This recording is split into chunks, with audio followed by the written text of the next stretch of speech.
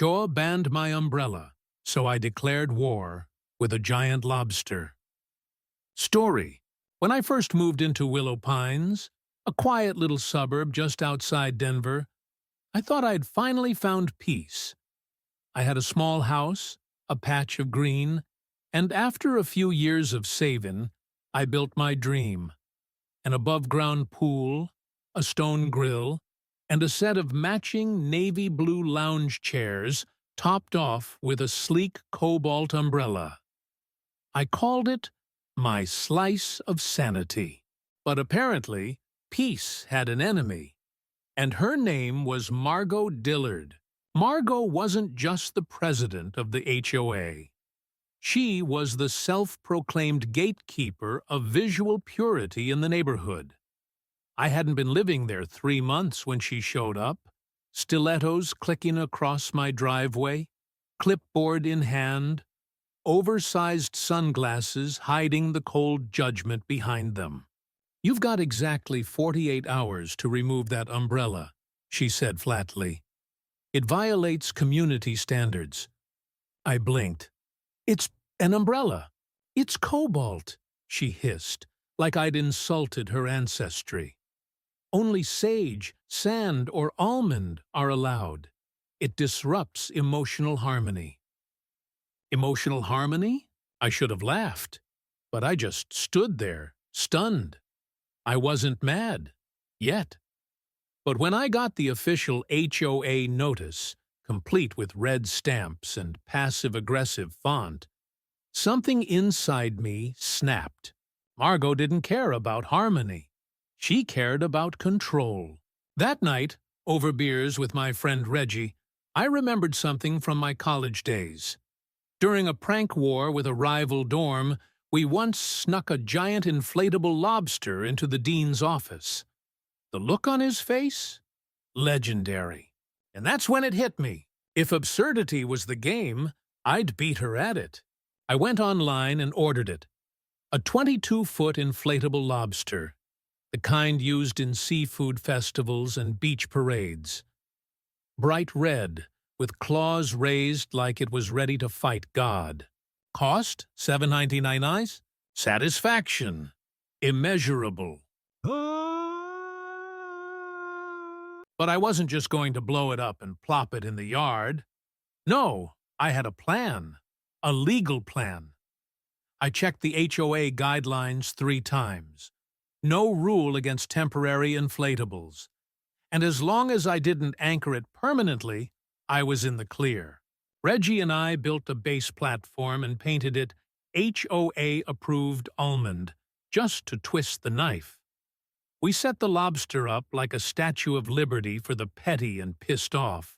Friday morning was the HOA's neighborhood compliance inspection. I was waiting. Lawn chairs out.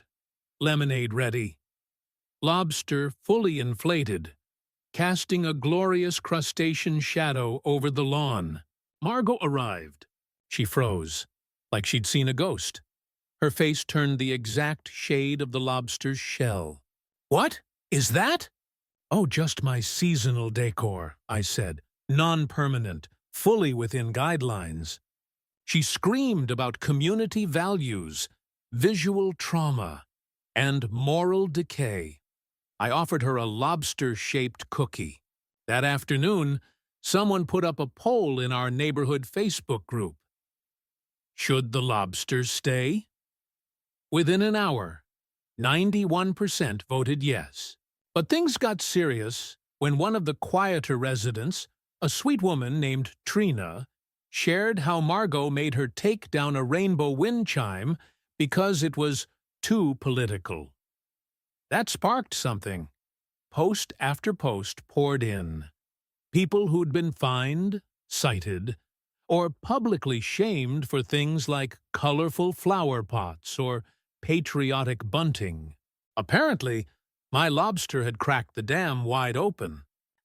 2 days later, I found the lobster slashed open in my yard. It was deliberate, 5 long knife cuts. Reggie reviewed our outdoor camera, and there she was. Margot, hoodie, gloves, Same little yappy dog barking in the background. I could have reported her, but I chose something better. The next day, I printed out freeze frames from the footage and hung them around the neighborhood under the title, "Wanted Lobster Killer." I even added a quote. She pinched first. It went viral. People laughed, cried, donated. That weekend, neighbors surprised me with a new lobster. Bigger, better, with motion sensors that screamed snap, snap when people walked by. Margot tried to ban inflatables the next HOA meeting, but got voted out instead. One neighbor stood up and said, "Lady, your shutters are blue. You're in violation." Nobody let her forget that. See, breathe. I know some people think I went too far, that it was just an umbrella. But here's the thing. It's never just about the umbrella.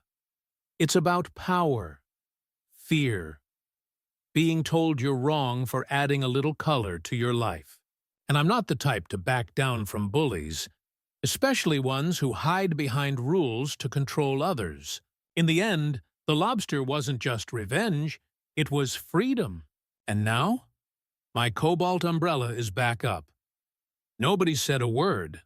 So here's my question for you. When does a harmless rule become toxic control? And more importantly, do you think petty revenge like this goes too far, or is it just standing up for yourself in a world that needs to chill out? Drop your thoughts in the comments. Have you ever had a Margot in your life? Would you have used the lobster? Don't forget to like, subscribe, and turn on notifications if you love stories where petty meets poetic justice.